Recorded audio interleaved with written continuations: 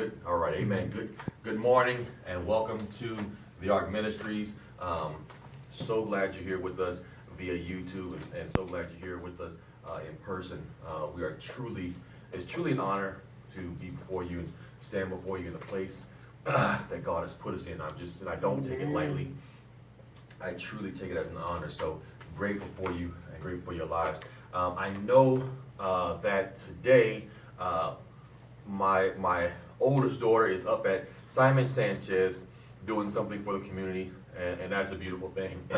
So she's not here with us in service today, but you know what? It's sometimes we gotta be about the community. We can't we can't be so rigid that we're not just going to go and touch lives because hey, you know what? Sunday service is here. I gotta be in the service. You know what? No, God wants you to be His hands and feet. And sometimes the hands and feet can't be in the building. So I'm grateful that she is at Simon Sanchez High School, helping the community, those who are in need, get their immunizations and physicals done, because you know what? Every school year comes around and every child has to have their shots right, or they can't go to school and they have to have a physical, or they can't go to school, and it's important that we're doing that for the community. So we're going to continue to pray for that and continue to pray for more outreaches like that, so that we can touch more lives. And also, don't forget, next Sunday we will be down at Minister Andy Arcedel's house. He has a word for us, and he is excited to give it to us, and I'm so excited to hear from him, because I know what has kind of transpired in his life. I'm not going to share his testimony. If he chooses to share his testimony with you, then he will do so. But if you want to be there, we're going to be outside in the elements. And you know what? The beautiful thing is today we're getting rain. And rain is a great thing. Great, you know what? There's nothing actually better than getting some rain. I didn't know that until now. I used to hate the rain because the rain would make me come inside as a kid, because my mama and daddy wouldn't let me play out in the rain because they say, "Oh, you're gonna get sick." Well, I never got sick from being in the rain. I always got sick from coming in outside the rain and coming into the house wet, and then coming to a cold house. But the rain is a beautiful thing, and we're so grateful that it's raining right now. Next week, I don't know if we're going to have the rain, but you know what? I know we're going to have a rhema word from God, so we want to be prepared for that. Also, don't forget, every Thursday night, 7 p.m., we have Bible study here. We're finishing up. We're almost to the end of the book of John, and it has been revolutionary. It has been transforming, and it's really been helping our lives. So thankful for what He is doing in that word. Are you ready to receive the word of God this morning? Yes. Okay. In Genesis, the 16th chapter, we're going to start with the first verse. And I'm not going to read the entire chapter, but I am going to pinpoint some things. And then we're going to make some highlights to Genesis, the 20th chapter, because there's a lot of stuff that I want to talk about today, and I don't have a whole lot of time to do it. So I want to do a lot right now. I don't have a whole lot of time to do it either. Okay, so be with me, pray with me as we go through this. So Genesis chapter 16. I know I can't really see you on the YouTube, but if you have it, please say amen and stand for the reading of the word of God, as is our custom. If you need some more time, just say wait on me. Okay, no wait on me's, we good. All right, so it says, now Sarai, Abram's wife, had borne him no children, and she had an Egyptian maidservant whose name was Hagar. So Sarai said to Abram, see now, the Lord has restrained me from bearing children. Please go into my maid. Perhaps I shall obtain children by her. And Abram heeded the voice of Sarai. Then Sarai, Abram's wife, took Hagar, her maid, the Egyptian, and gave her to her husband, to Abram, to be his wife. After Abram had dwelt 10 years in the land of Canaan, so he went into Hagar, and she conceived. And when she saw that she had conceived, her mistress became despised in her eyes. May God add a blessing to the reading, hearing, and doing of His word. We are still talking on the subject title, Travel, Travail, and Promise. Let me get there.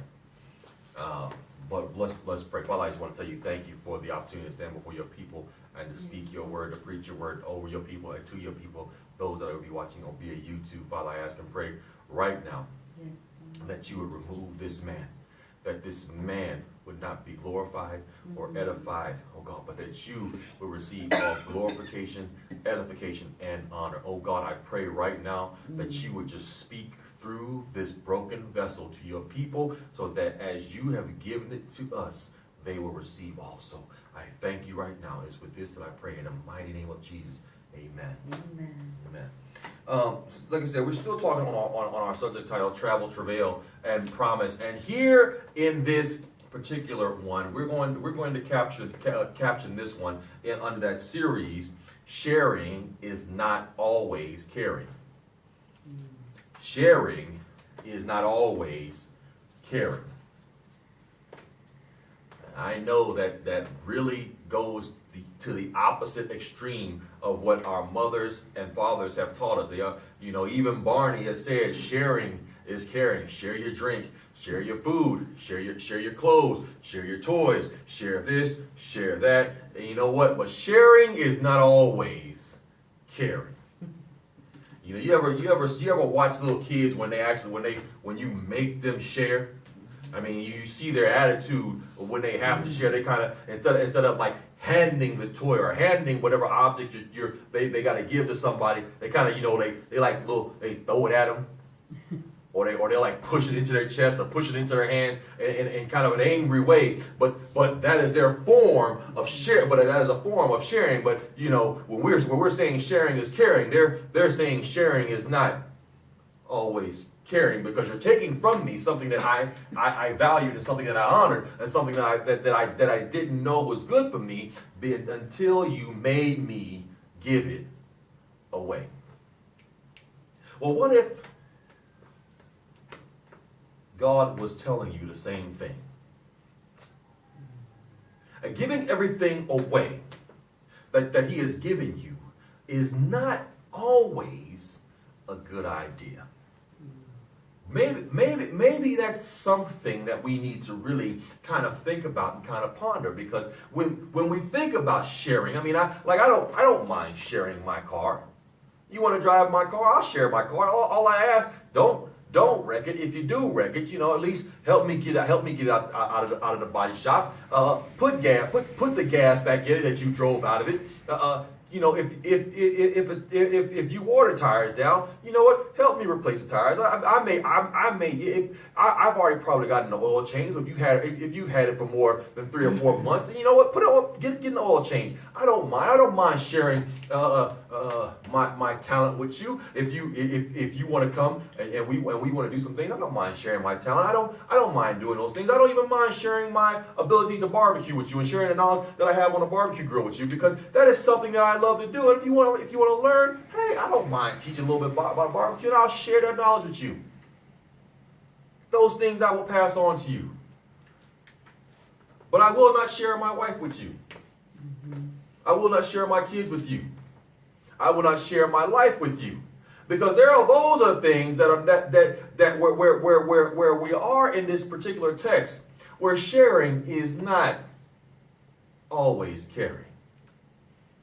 But let's just take a look one more time. Let's just take a glance back and let's look at this story in a different view. Now, Bishop T.D. Jakes, he taught on Hagar's baby. And I love the way, and I love the aspects of what he brought out of Hagar's life. And I don't want to use everything. I don't want to use all the things he said. Really, I don't want to use too much of what he said. I really want to just give this to you as God has given this to me. First and foremost, you need to know that Sarai is a problem. Sarai. Sarai is a problem. She's a problem. She's a problem. She's a problem because she goes to her husband. After her husband hears that, you know what? Through you, Abram, I'm going to bring an heir into your home. Through you. It's going to come through you. It's coming through you, Abram. Sarai is a problem because God does not tell Sarai this. God tells Abram this. But as a good husband, like we should do, we share information with our wives. So Abram shares some information with his wife that God has given him. And that information was shared at the right time. Hey, you know what? It's at a time to give Sarai some hope. And to give Abram some hope, because Abram don't got no son. He don't got no daughter. He ain't got no twins. Abram ain't got nothing. He didn't have no half kids. He didn't have no step kids. He had no kids, period. And here is a point here in the 15th chapter. God says, Abram, I'm going to make an heir come through you, and that heir will take possession of all that you have. That heir, that one heir will take possession. That one heir, that one will take possession of all you have. Amen. Because right now you only have one wife. It's you, Abram, and Sarai. Abram and Sarai. It wasn't Abram, Sarai, and the rest of them. It was Abram and Sarai. Okay? Abram didn't have no Destiny's Child. He didn't have no In Vogue. It was just Abram and Sarai. And Sarai goes to her husband after hearing the news that God is going to bless him with an heir, and she's thinking about her own body because she's saying, oh my God, God has not allowed me to have a child yet. We've been married for many years. We've been intimate many times. We've been intimate many times. And it's been proven that my womb is barren. So what I want you to do, Abram, is I want you to go into my handmaid. I want you to go into Hagar because Hagar, she's younger than I am. Her body is a little bit fresher than mine, and maybe through Hagar, I can get what I don't have. Let's stop there for a second, now, ladies. And I want you to put this into your mind and don't say it out loud. Okay? If for some reason you could not give your husband a child, would you allow your husband to go into another woman to conceive a child? 99.99999% of y'all will say no. Okay? And the 0.00001% that will say yes is that Sarai. Because right now she's at a point of desperation. She's at a point she's at a point not that she's trying to rush the word, but she's desperate for the word. She's desperate to see the word come to life. She's desperate to see what God spoke in her husband come to fruition. She's desperate to see that word come alive. And it's okay with being desperate to see the word come alive. The only problem that we have when we get desperate is we start to rush.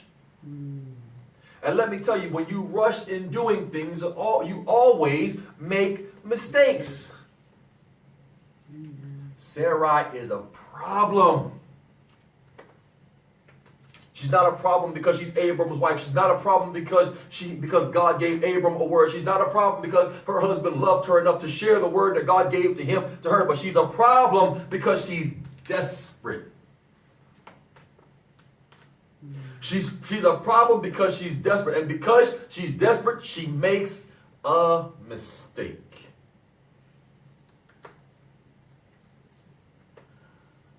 And she gives her handmaid to Abram because Abraham's like, shoot, you gonna let me have another wife? Okay. Now, there's a reason why God said you're to be the husband of one wife. I honestly don't know how these men who practice the law, who practice polygamy can do it, because my one wife is more than enough of a challenge for me to deal with, not to have 4 or 5 other ones following behind her. She is already enough of a challenge to do. She has already more than enough needs than I have more than enough of me to provide. I don't know what would possess these other men to want to do this, but they do it. I don't know what would possess Abram to be like, man, this is cool. But he said, okay, I got an extra wife now. And that is what, and that's exactly what happened. See now, Hagar is no longer just her handmaid. Now Hagar is part of the harem of the house. Hagar has transferred her identity from just being simply Sarai's maid servant. Now she is Sarai's maid servant and Abram's wife.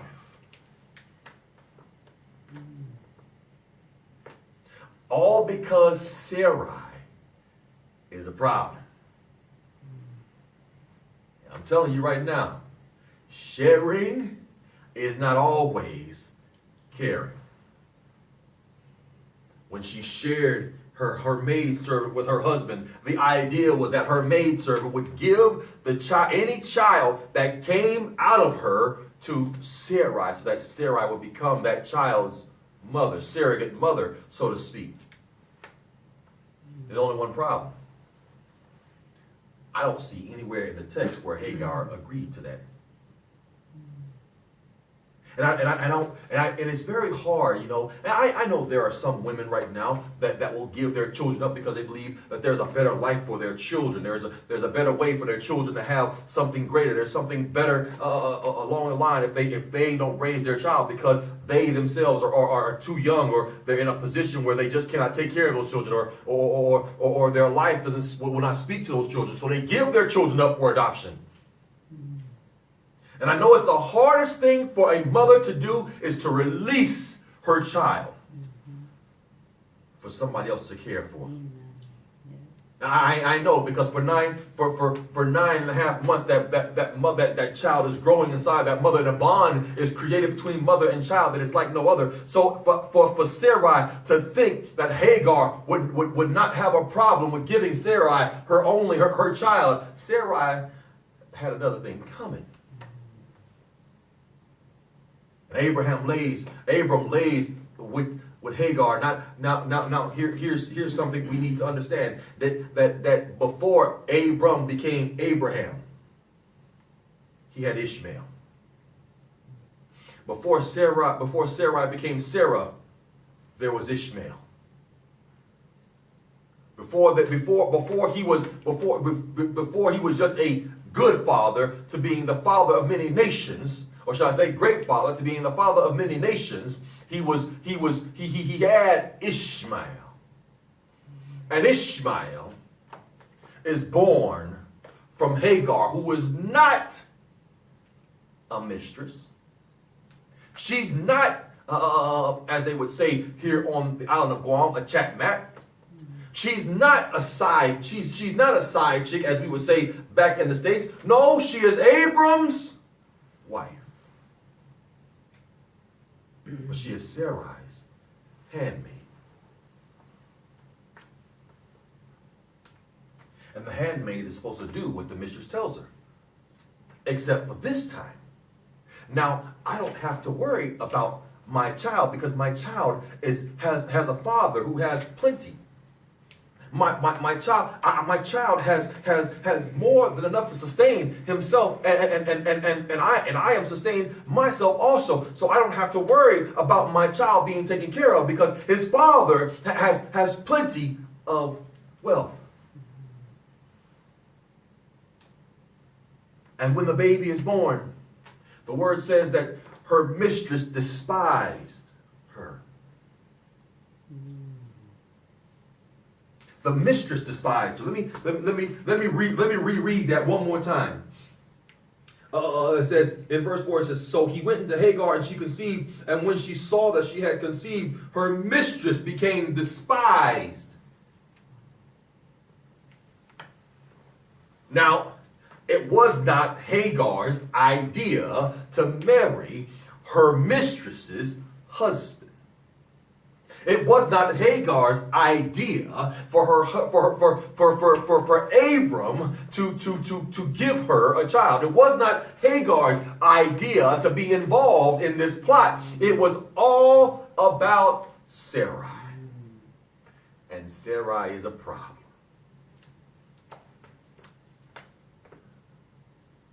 Desperation will cause you to rush. When you rush, every time you will make a mistake. Some mistakes you can overcome. Others will overcome you. This is a mistake I don't believe that Sarai thought she could overcome. I don't believe that she thought that this was going to be something that she could get past, because now she doesn't have a child still, and she's the first wife of Abram. Hagar is the second wife of Abram. And now the second wife has a child that the first wife should have had, but the first wife got desperate and began to rush. And because she began to rush, she allowed her husband to gain a second wife out of her servants and shared something with her servant that was only meant for her and her husband.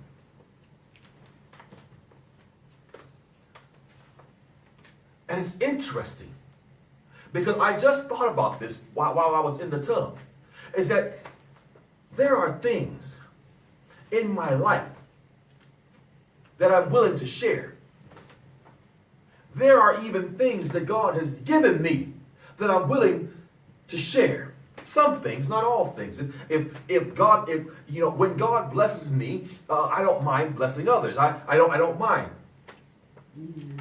But there is a promise of a word that is exponential in my life, that I've actually shared with my wife, that I'm not all too ready to share with anybody. You see, the promise that God gave to Abram was that he will bless Abram, and he will bless the seed that comes through Abram. Ishmael came through Abram. The reason why Hagar was despised by Sarai had nothing to do really with Ishmael. It had everything to do with the promise that God put on Abram that now Sarai had just shared with Hagar. God put a promise in Abram. Number the stars. If you can count the stars, that's how many kids you're gonna have. Count the sand.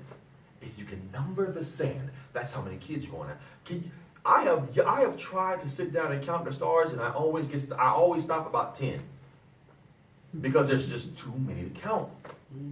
I've held grains of sand in my hand, and you start doing this, you shift through, and once you shift through, you realize that a small grain, that small amount of sand in your hand, there's more than what you are willing to sit and count.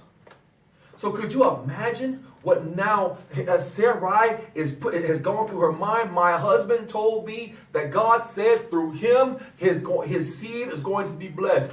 What have I done?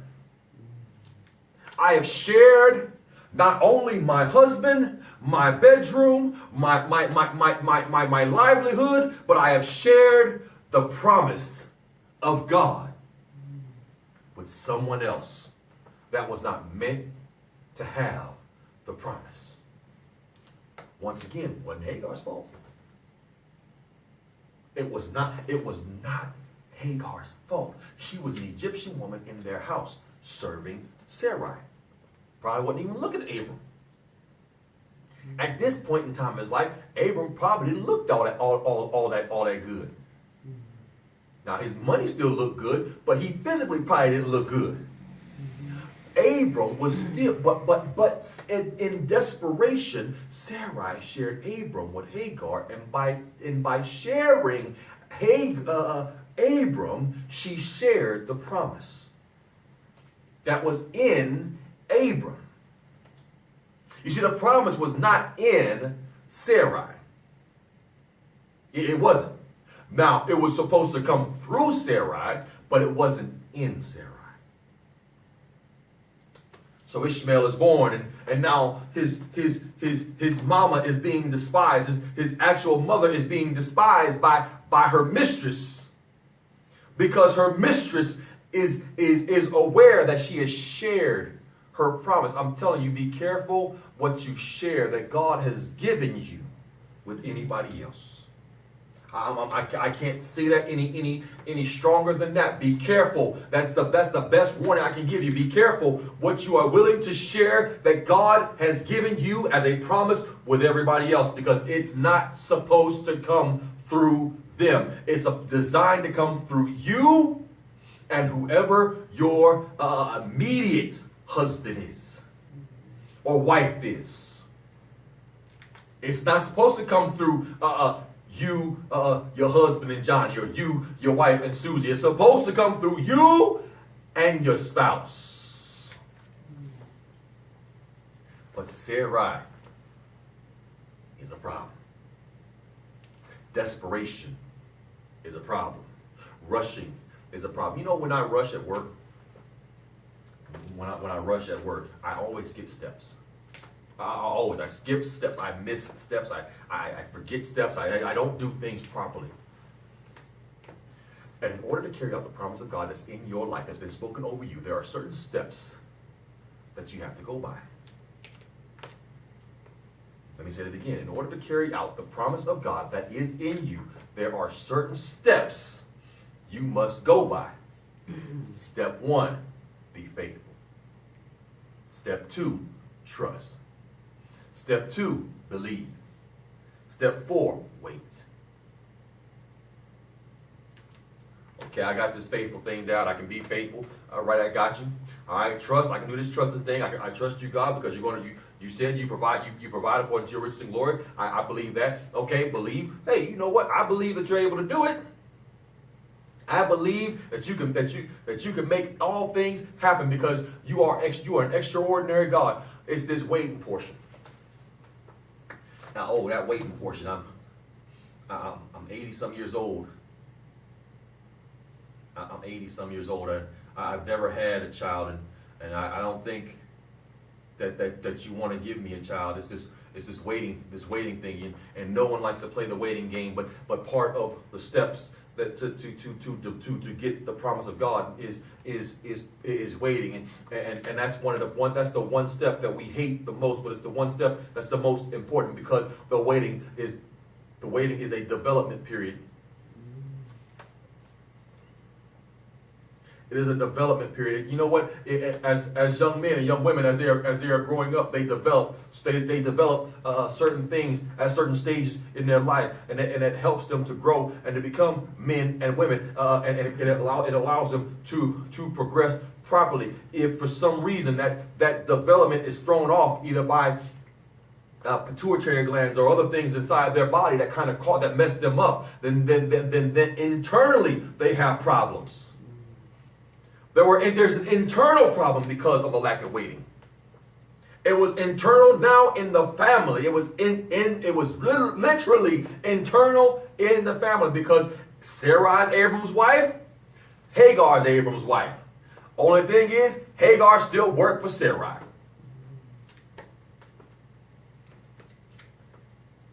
But he got wife 1 over here, wife 2 over here. Wife 1 said, you know what? It's okay to make her wife 2. Wife 2 said, okay. You said, okay. And now we have Ishmael, and Ishmael didn't want to be born. He wasn't supposed to be born. He ain't supposed to be here. But because I was in my development process and I got out of line and I couldn't do the waiting time, there came through the seed of Abram a blessing, not through Sarai, but through Hagar into Ishmael.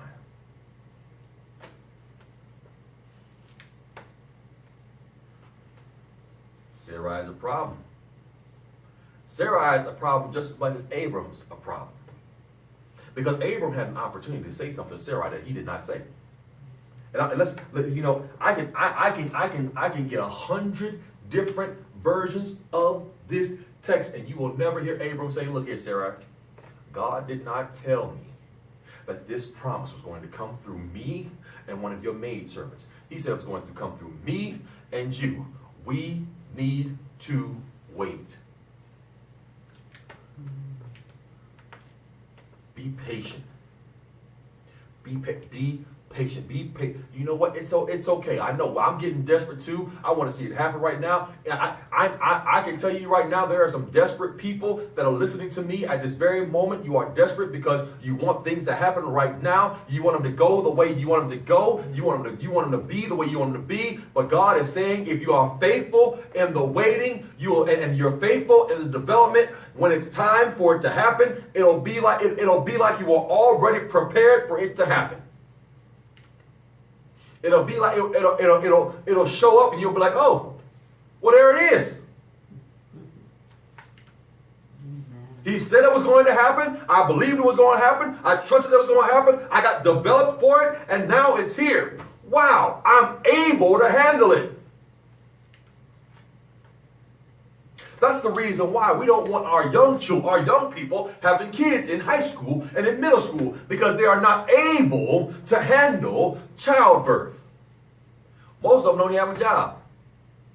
For one, most of them aren't mentally prepared to even take care of a child. For two, and then for three, 95% of all children born to kids in high school or in middle school, those relationships always split up. 95% of them. So that's why parents don't want our children having children. Because the development mentally, physically, and spiritually is not there. The development for Sarai was not spiritually there yet to be able to handle the word that was in her husband. But now we have Ishmael. Ishmael is now a representation of a mistake that she made that she cannot get rid of. Ishmael is a representation of something that she has done that she cannot take back, because she can't put Ishmael back in the womb and make him never be. And she's not going to kill her husband's son. But Ishmael is here. Sarai's a problem. Just like Abram's a problem. If you read down, it says that Hagar, actually, because of being despised by her mistress, she ran away. She ran away and she ran into the desert. She hid. And think about and imagine running into a desert to hide. There's nowhere else for you to go. There's just desert. Her and her child could have died in the desert while she ran away the first time, because her child was still, Ishmael was still a young baby. He hadn't even had the opportunity to develop the strength to carry his own legs. He was being carried by his mother into the desert, and while she was running away into the desert, God stops her and speaks to her and lets her know, you know what, I've already blessed this child. I've already put a blessing on this child, but here's the difference is, the difference with Ishmael and what is to come is Ishmael will war against his brothers. He will war against every nation. He will fight against every nation. And I know right now, if I was to look at you in your face, everybody would say, oh, that's the Muslims. And you know what? I could not say anything back to you, because 100% of that I would agree. The Muslim religion is